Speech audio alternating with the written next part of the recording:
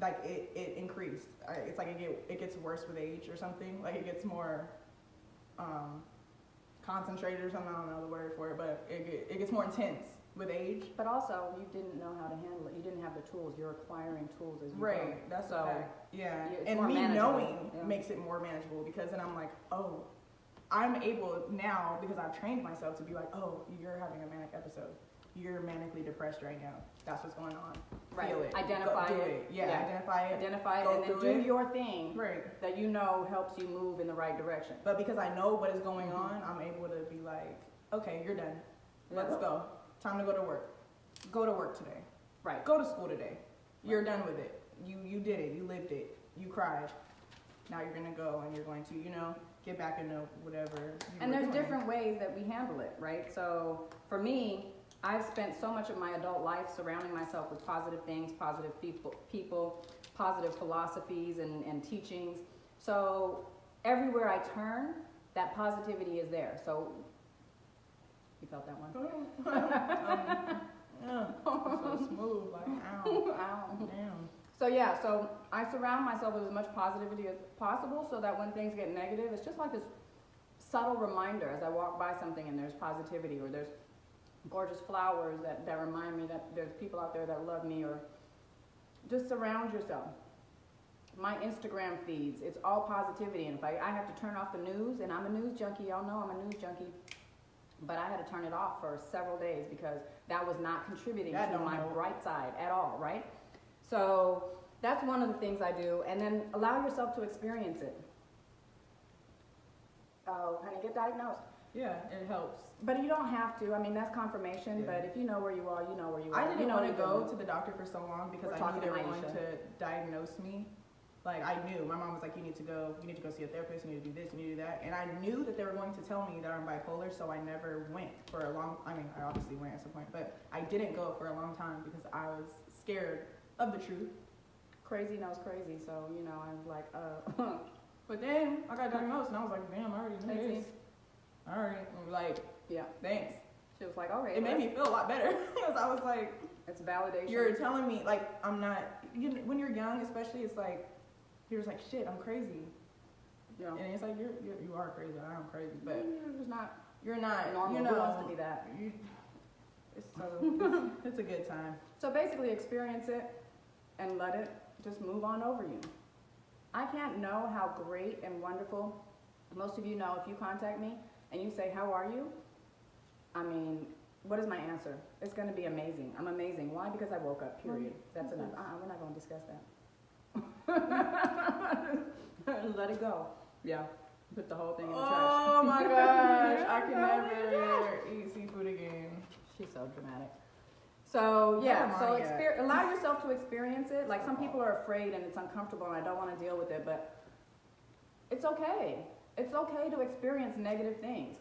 It's okay to experience pain because then you understand happiness, joy, and good feelings so much better when you know what the opposite looks like. It just you appreciate so much better. Yeah, so much better.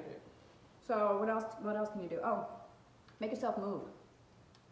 I think I laid up for like 3. I was in here for 5 days, but for 3 of them, But I did consciously start to make myself move because I realized, okay, you haven't made any steps, you haven't moved in any types of directions.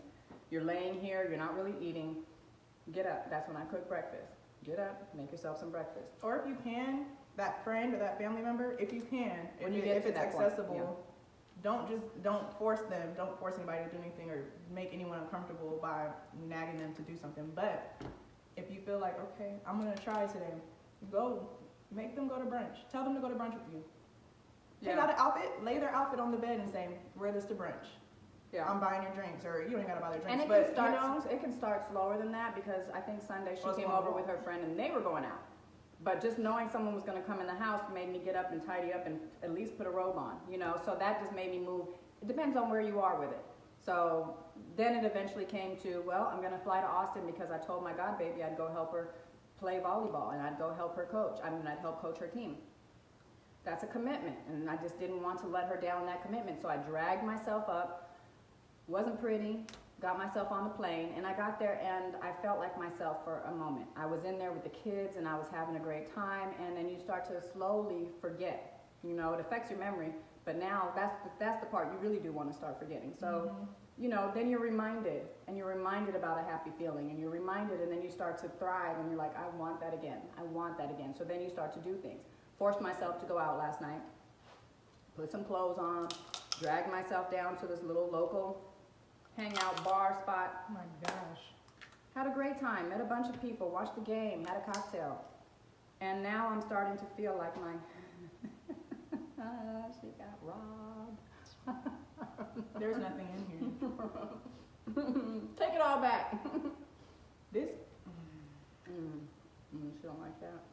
She don't like that at all. She don't want to do it.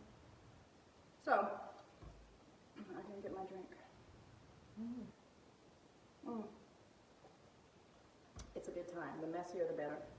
So yeah, just start to move in directions. Try to start being as much of your normal self as possible, and then eventually it'll come around. But you know, we do start to feel a little bit like a victim sometimes when we're in that funk, and woe is me, and life is, and that's fine. Sometimes it's okay to do that, especially because I've forced my kids to be so independent. Lord. Yeah, they weren't coddled, and so they're super independent, and they don't know really, you know, they look to themselves when they need something because they were just raised that way. So that just ended up being a success story. When I was younger, I was like, oh my gosh, my mom doesn't coddle me and hold me when every time, like, you know, something like that. But then as I got older, when I got older, not as I got older, because still through my young adulthood, which I'm still in, and my teenage life, I was still hella mad. Like, why is my mom not, you know, just doing stuff for me, and I have the cold. There's the cold. My nose is running. But then, like now in life, I'm like, I know how to take care of me.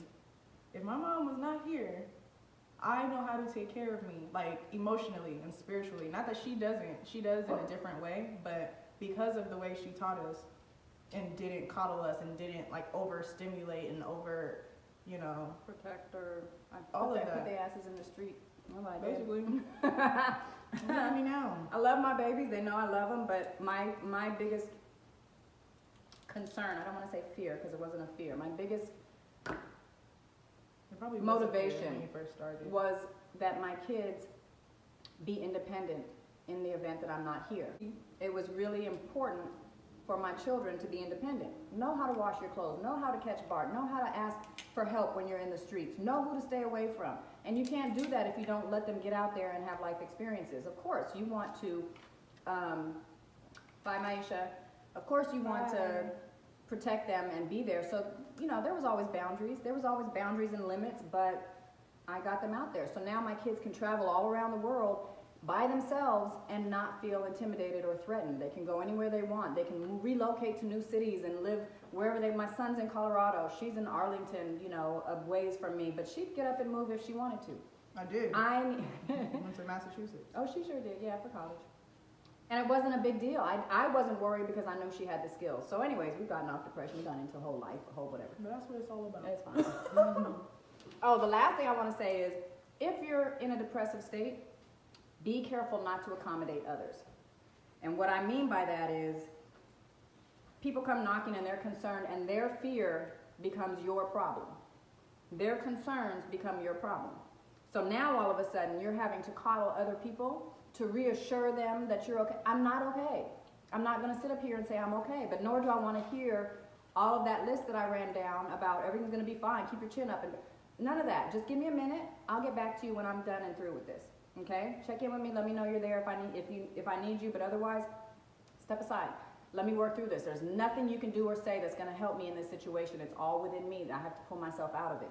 So just make sure that you don't get into a situation where you feel like you have to take care of other people because they're concerned. Well, now I have to make sure that you're okay because I'm not okay. No, I'm not okay. Leave me alone. That's it. Be okay with being honest with yourself and be honest with others. And that's all I got. Yeah, same. So that's all. If you guys have any questions, concerns, you can disagree, you can agree. This is from our perspective. This is something we've dealt with all our lives. Yeah. So when y'all see me back on the beach somewhere, you'll know that I'm back. In the meantime, I'm working myself there. I'm feeling okay.